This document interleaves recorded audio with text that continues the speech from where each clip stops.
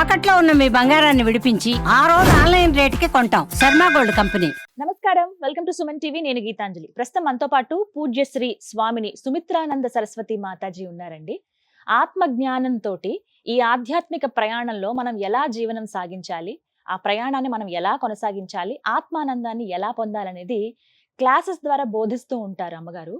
ఇంకొకటి ఏంటంటే, కాకినాడ కొప్పవరం గ్రామంలో ప్రణవ ఆశ్రమాన్ని స్థాపించారు. ఆశ్రమంలో ఎంతో మంది అండి, అంటే ఒక రకంగా చెప్పాలి, ఏజ్ తో సంబంధం లేకుండా వచ్చి అమ్మగారిని కలవటం కావచ్చు, వారికి క్లాసెస్ ద్వారా స్పిరిచువల్ క్లాసెస్ కావచ్చు, అలాగే మెడిటేషన్ క్లాసెస్ చెబుతూ ఉంటారు. వాళ్ళలో చాలా పరివర్తన అనేది తీసుకొచ్చారని చెప్తారు. అయితే వారిని ప్రత్యేకంగా ఆహ్వానించాము. ప్రస్తుతం సుమన్ టీవీ స్టూడియోలో ఉన్నారు మాతాజీ. వారితో మాట్లాడి ఎన్నో అమూల్యమైన విషయాలు తెలుసుకుందాం. అమ్మగారు నమస్కారం అండి.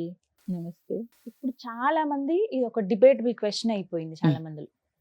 ఆడవారికి నెలసరి సమయంలో ప్రత్యేకంగా వారి భావాలు ఎలా ఉంటాయి, వారు రకరకాలుగా బిహేవ్ చేస్తారని అంటారు.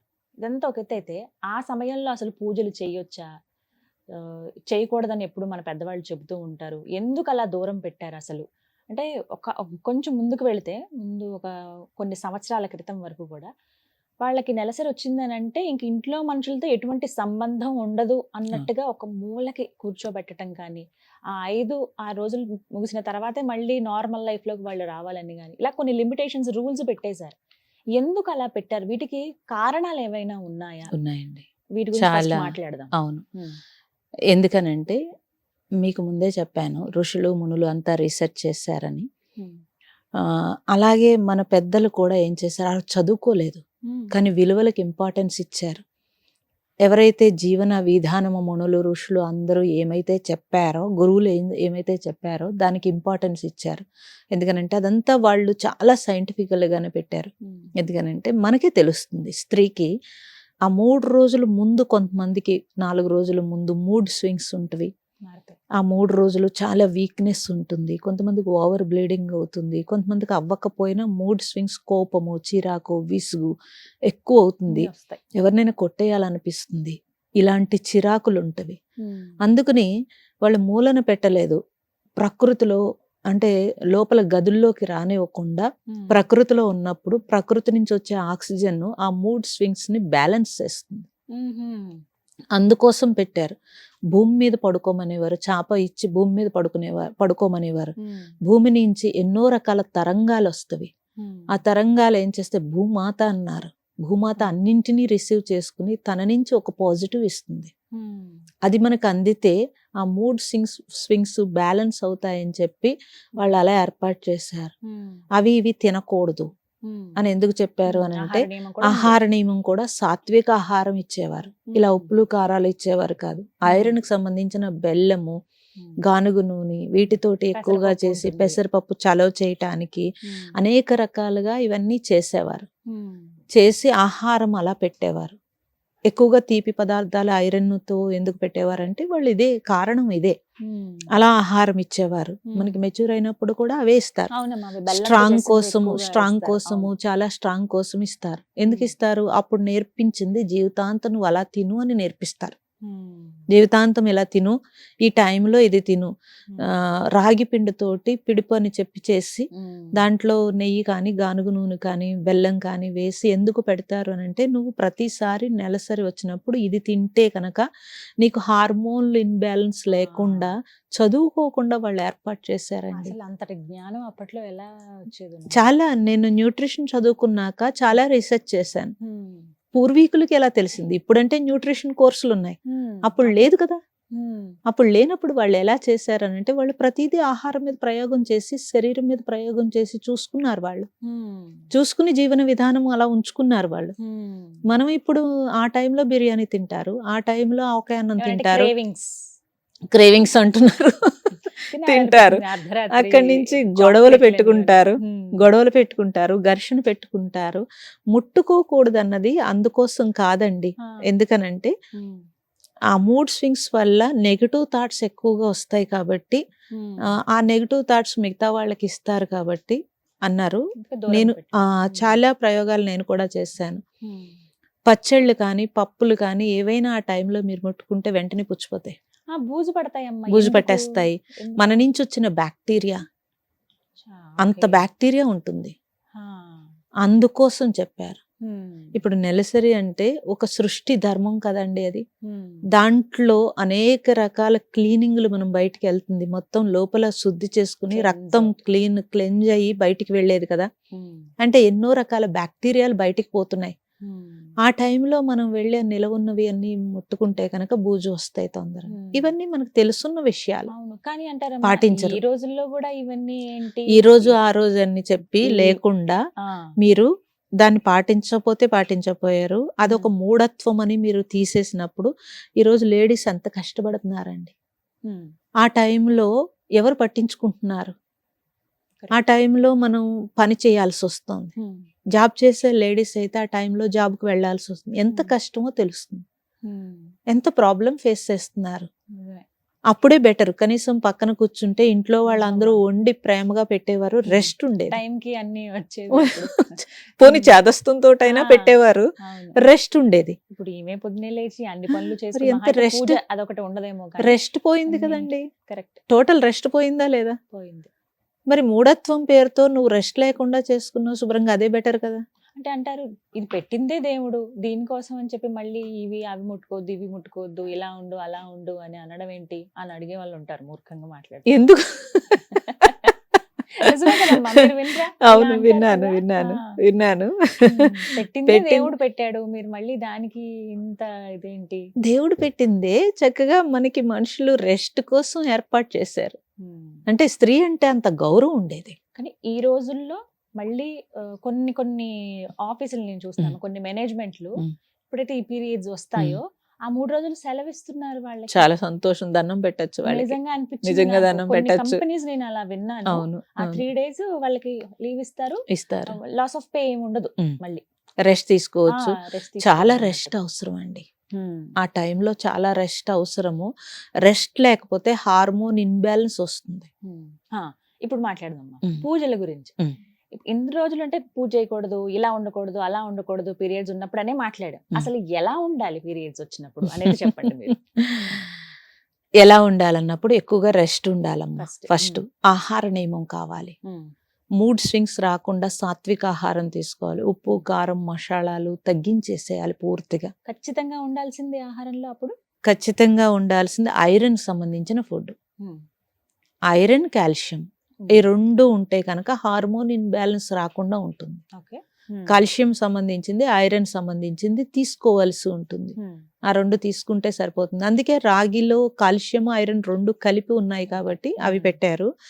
సో మనకి మామూలుగా కూడా పరవాన్నం పెట్టేవారు. అంటే అప్పుడు బ్రౌన్ రైస్ కాబట్టి దంపుడు బియ్యం కాబట్టి దాంట్లో B12 బి కాంప్లెక్స్ ఎక్కువగా ఉంటుంది, పాలు కాల్షియం ఉంటుంది, ఐరన్ బెల్లం వేసి పరవాన్నం పెట్టేవారు. అవును, అది వండి పెట్టేవారు, ప్రత్యేకంగా వండి పెట్టేవారు. పసుపు యాంటీసెప్టిక్ కాబట్టి పసుపు ఎక్కువగా వాడటము చాలా మంచిది. ఆడించేవాళ్ళు, మళ్ళీ ఒంటికి కంపల్సరీ రాసుకునేవాళ్ళు. నువ్వులతోటి గానుగ నూనె అయితే కనుక అది ఒంటికి రాసుకున్నా కూడా ఈ స్కిన్ ని అబ్జార్బ్ చేసుకుంటుంది. ఆ టైంలో స్కిన్ లూజ్ అవుతుంది. అందుకే పెయిన్స్ వస్తాయి, మీకు బాడీ పెయిన్స్ ఎక్కువగా ఉంటాయి. లూజ్ అవుతుంది స్కిన్, ఆ రంధ్రాలు ఓపెన్ అవుతాయి. అప్పుడు మీరు గానుగ నూనె బాగా మర్దన చేసుకున్నప్పుడు అవన్నీ బలం చేకూరుతుంది బాగా. నువ్వుల నూనె కాల్షియం ఎక్కువగా ఉంటుంది కాబట్టి నువ్వుల నూనెతోటి ఆహారం తీసుకునేవారు. సో ఇవి పాటిస్తే కనుక అలాగే మనస్సు ప్రశాంతంగా ఉండడానికి చక్కగా ధ్యానం చేసుకోవచ్చు, శుభ్రంగా చేసుకోవచ్చు. ధ్యానం పూజల విషయం మాట్లాడితే అమ్మా, దీపం పెట్టొద్దు, పూజ చేయొద్దు, ఆలయానికి వెళ్ళొద్దు, ఇవి నియమాలు ఉన్నాయని అందరికీ తెలిసే విషయం.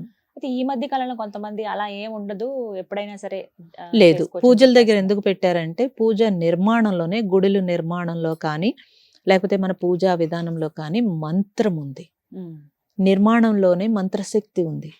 సో అది వ్యతిరేకత నెగటివ్ వచ్చేటప్పటికి మనకి చాలా కష్టంగా ఉంటుంది. ఆ ఫోర్స్ ను కూడా మనం తట్టుకోలేం కాబట్టి గుడికి వెళ్ళొద్దని చెప్తారు. పూజ చేసుకునేటప్పుడు మనం ఆ ప్లేస్ అంతా పవిత్రంగా ఉంటుంది. మీరు పూజా గదిలోకి చాలా పవిత్రంగా వెళ్తారు. మీ ఇంట్లో మీరు ఒక పాజిటివ్ ఎనర్జీ ఉంటుంది ఆ ప్లేస్ లో.